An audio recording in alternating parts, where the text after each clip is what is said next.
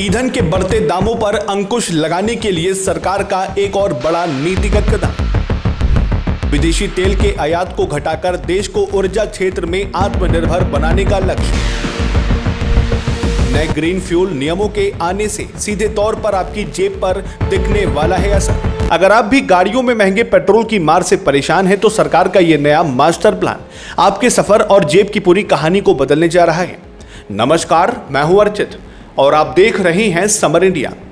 दोस्तों, भारत में लगातार बढ़ रहे ईंधन के दामों को नियंत्रित करने और कच्चे तेल की भारी भरकम आयात को धीरे धीरे कम करने के उद्देश्य से अब एक बहुत ही व्यापक और रणनीतिक योजना पर काम शुरू कर दिया गया है। देश को पर्यावरण प्रदूषण के संकट से बचाने और वैकल्पिक ऊर्जा स्रोतों को गति देने के लिए सरकार ने एथेनॉल ब्लेंडिंग के नए चरणों को लागू करने का मन बना लिया है।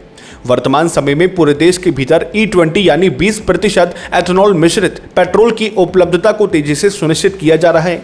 लेकिन अब इससे भी 2 कदम आगे बढ़ते हुए आगामी समय के लिए E22 से लेकर E30 स्टैंडर्ड वाले ग्रीन फ्यूल को बाजार में उतारने की रूपरेखा तैयार की गई है।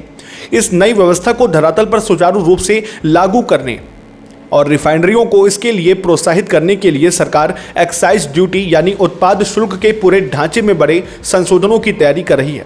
विशेषज्ञों का साफ तौर पर मानना है कि यदि पेट्रोल में एथेनॉल की मात्रा को 22 से 30% तक बढ़ा दिया जाता है तो इससे न केवल भारत का बहुमूल्य विदेशी मुद्रा भंडार सुरक्षित रहेगा, बल्कि पर्यावरण को होने वाले भारी नुकसान को भी काफी हद तक रोका जा सकेगा। इस नीतिगत बदलाव के पीछे प्राथमिक संकल्प यही है कि टैक्स में विशेष रियायतें देकर इस नए स्वच्छ ईंधन को आम जनता के लिए बेहद किफायती और सुलभ बनाया जाए, जिससे भविष्य में पेट्रोल की आसमान छूती कीमतों पर सीधे तौर पर लगाम कसी जा सके।